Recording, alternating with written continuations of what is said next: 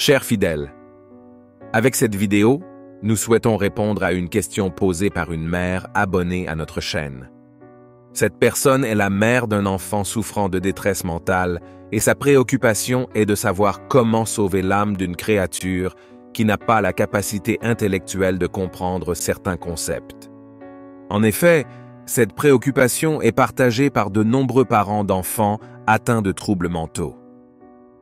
Ils se demandent comment leurs enfants iront au ciel sans comprendre Dieu, ni connaître le sacrifice de Jésus sur la croix pour le salut. Nous allons maintenant essayer de clarifier ces doutes, mais d'abord, si vous ne l'avez pas déjà fait, nous vous demandons d'aimer la vidéo et de vous abonner à la chaîne. Merci pour votre contribution gratuite visant à soutenir la chaîne. Nous allons continuer.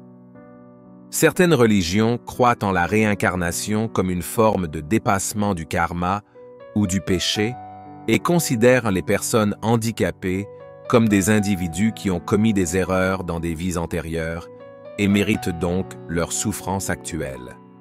Dans ces croyances, les personnes non handicapées sont considérées comme spirituellement supérieures car elles n'expieront pas toutes les imperfections, qui sont le résultat du péché originel d'Adam et Ève dans le Jardin d'Éden.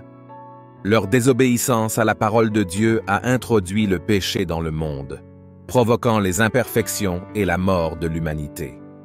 Selon la Bible, la solution réside dans la grâce et le salut de Dieu par le sacrifice du Christ. De même que le péché est entré dans le monde par un homme, Adam, la rédemption est venue par un autre, Jésus.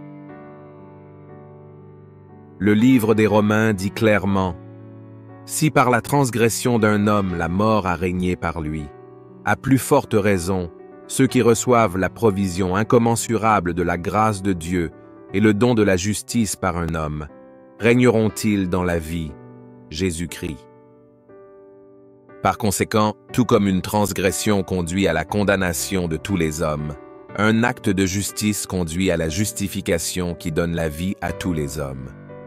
Par conséquent, seuls ceux qui décident de croire en Jésus et en son sacrifice peuvent bénéficier de ce don. Cependant, certaines personnes ne peuvent pas avoir ces croyances en raison d'un trouble mental. Auront-ils aussi une place au paradis? Seront-ils pour toujours en présence de Jésus commence à clarifier ses doutes dans Jean 6:39, où il dit que tout, ce que le Père lui a confié lui appartient et qu'il ne permettra à personne de se perdre. Nous voyons un autre passage où il dit « Je leur donne la vie éternelle et ils ne périront jamais. Personne ne peut nous la prendre. » Au lieu que nous le choisissions, le salut ne sera pas obtenu par ceux qui, par leurs actions et leurs décisions, choisissent de vivre séparés du Père. Dans le contexte du salut, Dieu considère les personnes handicapées ou souffrant de troubles mentaux de la même manière que les enfants qui meurent naturellement dans l'utérus ou qui ont avorté, et les enfants qui meurent avant d'atteindre l'âge adulte.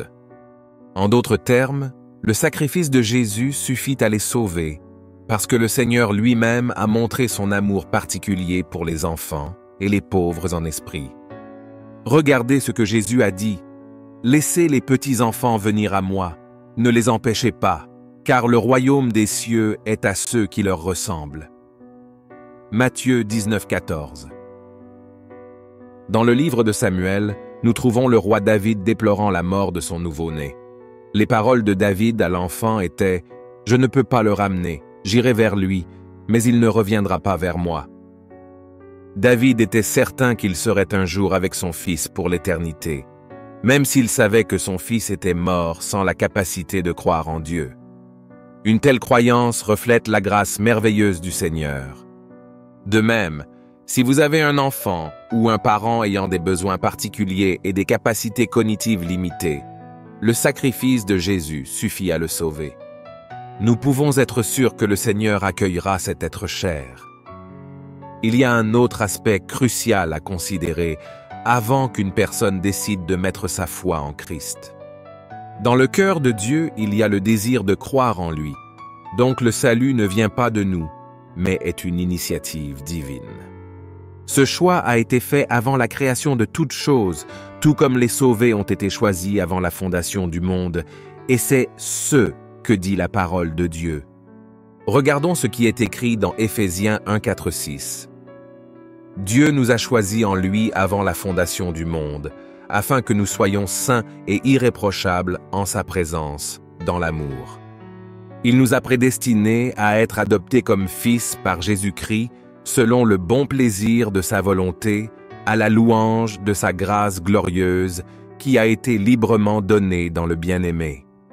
Nous comprenons donc que nous avons d'abord été choisis, et qu'ensuite nous sommes nés dans ce monde pour croire en Jésus et être marqués par le Saint-Esprit. Il n'y a donc pas lieu de s'inquiéter, car ceux qui sont venus dans ce monde sans la capacité de comprendre pleinement l'Évangile sont déjà sauvés par la miséricorde et l'amour du Seigneur. De plus, lorsque l'histoire se terminera et que Jésus-Christ reviendra, tous ceux qui marcheront avec lui, y compris ceux confrontés à des difficultés spirituelles, recevront des corps glorifiés et parfaits comme le Christ. Alors nous pourrons faire l'expérience de la promesse qui est écrite dans Corinthiens 15, 14, qui dit « Quand ce corruptible aura revêtu l'incorruptibilité et que ce mortel aura revêtu l'immortalité, alors s'accomplira la parole qui est écrite. Mort a été englouti par la victoire. » Lorsque ce moment viendra, tous ceux qui marchent avec Christ, ainsi que ceux qui font face à des défis spirituels, connaîtront la plénitude de la rédemption, recevant l'existence dans la gloire et la perfection à l'image du Christ. Par conséquent, les inquiétudes concernant le salut de ceux qui n'ont pas eu la capacité de comprendre pleinement l'Évangile peuvent être dissipées par la grâce toute-puissante de Dieu. Avant même que nous prenions une décision, Dieu, dans son infinie sagesse, nous a déjà choisis.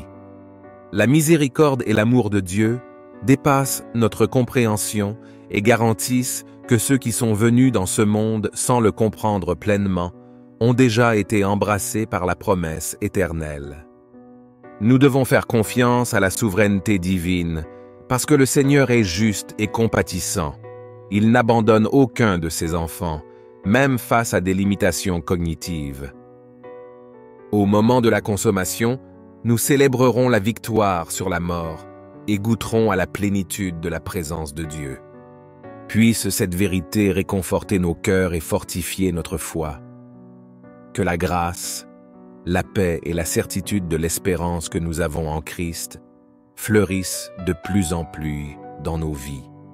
Si vous avez apprécié cette vidéo, laissez un like et, si ce n'est pas déjà fait, abonnez-vous à la chaîne. N'oubliez pas non plus de partager avec le plus grand nombre. Merci beaucoup pour votre aimable et gratuite contribution.